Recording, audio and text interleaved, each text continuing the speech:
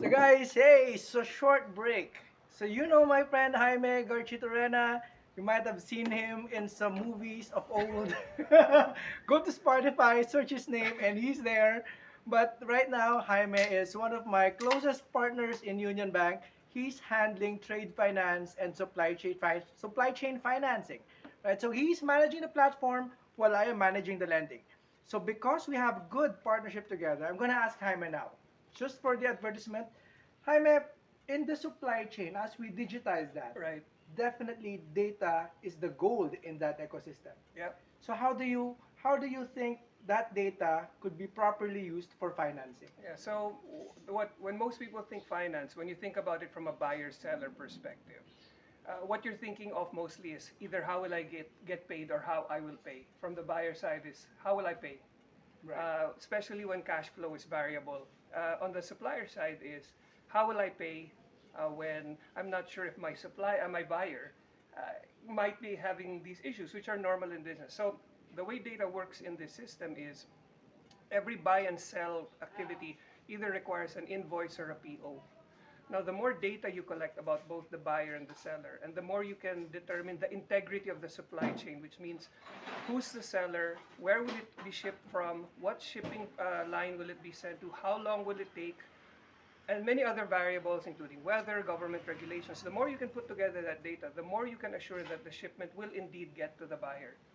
And from there, the seller can say, okay, since all this data is here, can I get money for this PO so I can begin production?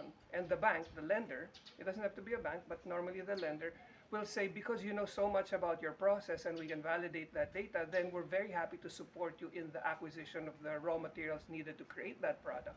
But if you're the buyer and you again present this data to your lender, again, lender doesn't have to be a bank, but of course, please do business with Union Bank. Uh, the lender will then say, okay, since you know so much about the supply chain, you can prove the integrity.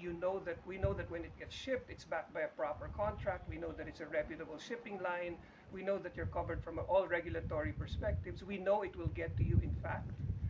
Then we're willing to fund you. So all of that is everything but the product. All of that involves all the data that happens in terms of the movement of the goods. So some people think of it as buying and selling.